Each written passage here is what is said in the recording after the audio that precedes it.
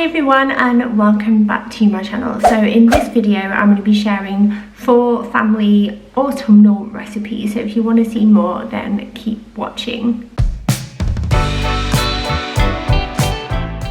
So first up we're going to be making these sweet chili peanut butter burgers and salt and pepper wedges with salad. Now you're going to need a chicken thigh per person. This is just a 600g pack from Tesco. And then we're going to make our marinade, which is just 2 ingredients. So you're going to add 3 heaped tablespoons of sweet chili sauce to your chicken, followed by 2 heaped tablespoons of peanut butter. Then you're just going to mix those together to combine so they've got a nice marinade, and then once that is done you can stick them in the fridge until you're ready to cook, or cook straight away. Cue a cute Stan cameo there. Now with the wedges you want to take your potatoes, cut them in half and half again, and you're just going to have nice chunky wedges. And for these we are going to add some garlic olive oil on top along with some sesame oil, so just a big glug of both, followed by this salt and pepper seasoning. I actually found this at B&M, but you can buy it online as well. So just give those a big stir, and then you're going to pop them in a preheated oven on 180 degrees Celsius, and you're probably going to cook those between 40 minutes to an hour. Just depends on your oven, so keep an eye on them, but you want them to be crispy on the outside but nice and soft in the middle. And then about 20 minutes before they are done you're going to pop your chicken in as well, and this should really only take 20 minutes, and you just want to get it nice and crisp and golden. So meanwhile I'm going to make a little sauce for our burgers, and I've just got equal quantities here of light mayo, sweet chili sauce and peanut butter. So just add as much as you like of each and mix them together, and then you're done. And then I'm just going to prepare a salad. So I'm just cutting through some lettuce here. Again, you can choose anything that you want. We've got cucumber as well, we've got some green peppers, tomatoes, and then I also had a couple of carrots to use up, so I grated those as well. Then you just want to take a nice burger bun, whatever one you fancy, it's up to you, and then spread some of your dipping sauce on the bottom, followed by some lettuce if you fancy it, and then top with one of these gorgeous chicken thigh fillets. They look brilliant, and you just pop the lid on top and that's your burger done, and you just serve with those lovely salt and pepper wedges. It's a really simple and easy one to make, but it's just a different take on a burger, and the kids really enjoyed it too. Bill had a full burger and Daisy and Stanley shared half each because they're a lot younger than he is, and I just know what they're going to eat, but definitely give these a go. So the next recipe is for a butternut squash lasagna, and it's really nice and autumnal. So in a big roasting dish you want to add some garlic olive oil, and then go in with 2 bags of frozen butternut squash. You could use fresh instead if you wanted to. I then added 4 garlic cloves and some fresh sage leaves and some salt and pepper, and I'm just going to pop that now in an oven at around 160 degrees Celsius for about an hour to get nice and soft and delicious. Meanwhile, you're going to put half a large bag of spinach into a pan and wilt that down, and then we're going to make our spinach layer. So this is a mix of a tub of ricotta, we have 200g of mozzarella cheese grated, your wilted spinach, and then some nutmeg and salt and pepper, and you're just going to mix that to combine and set it to one side. Once your squash is cooked, you're going to take those garlic cloves and squeeze all of the juicy garlic out. Add a good splash of milk, and then you're going to start to break the squash down into a bit of a puree using the back of a spoon. You can add a little bit more milk to get it to the consistency that you liked. I did about 200ml of milk in the end, and I went in with some more fresh sage, and then it's time to layer up our lasagna. So I used about 1/3 of the mix on the bottom of a roasting dish, and then I laid down 3 sheets of fresh lasagna.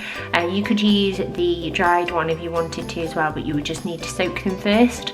Then you're going to add a layer of your cheesy spinach mixture, and then you're going to go in with another layer of the butternut squash, followed by a big sprinkling of mozzarella again.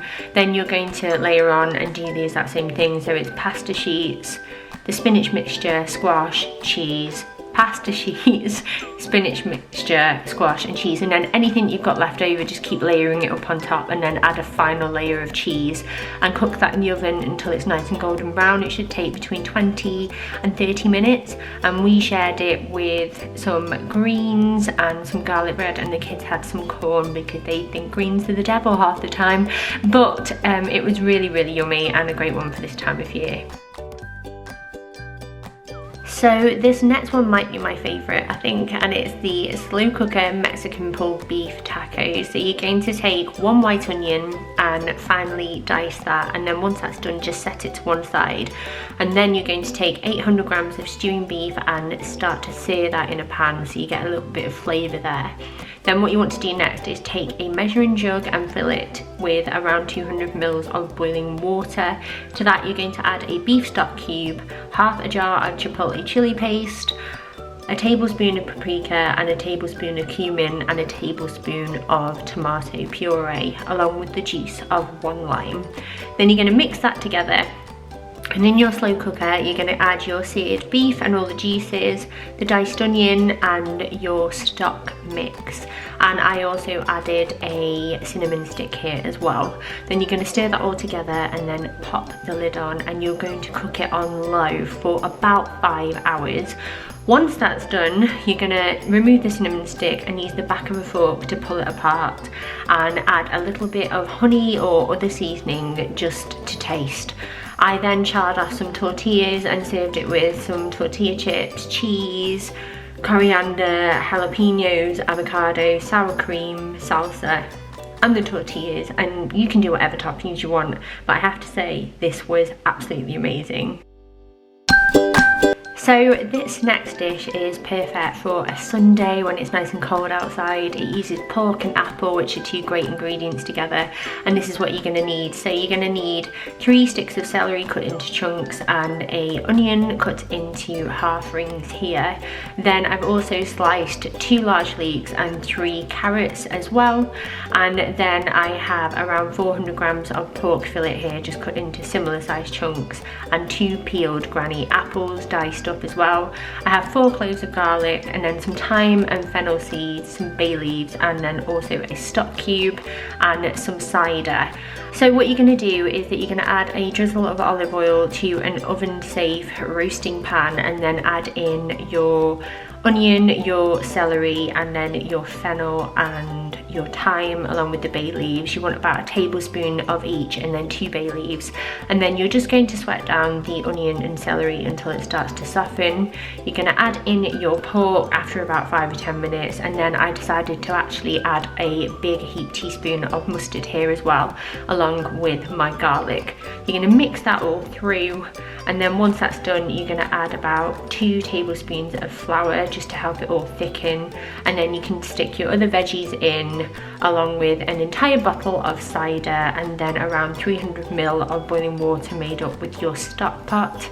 Then give that a stir and let it come up to the boil before adding your apples. Daisy's helping me here, she loves to help me cook. Then we're going to pop the lid on and we're going to stick that into the oven at around 160 degrees Celsius and let that cook really slowly for around 2.5 hours.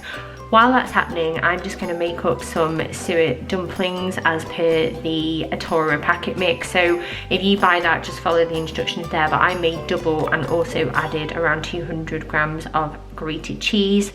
Then with my mix, I cut it in half, and then cut it in half again, and made lots of individual little balls to go on top of my stew when it's done. So when your stew's done, it should look something like this, and you just want to taste it and season it, and when you're happy with the flavours, then stick your dumplings on top. And then once that is all done and you are happy and they're all spaced out, you can stick them back in the oven at around 160 degrees Celsius just to cook and go nice and golden brown. They will soak up all the juices of the stew, and they are just so good together. They're really good. Then all you want to do is serve that all up into big hearty bowls. I personally don't think you need anything else because you've got everything here in this dish that you could want really, and it is so comforting. You get a sweetness of the apple and the pork just goes so well with it and flakes apart in your mouth, and this is just a really fantastic one to try at this time of year, and I hope you like it. So that is the end of this video. I really hope that you enjoyed it. If you've got any recipe suggestions for me, then leave them down below. But thank you so much for watching. Have a wonderful rest of your day, whatever you're up to, and stay safe.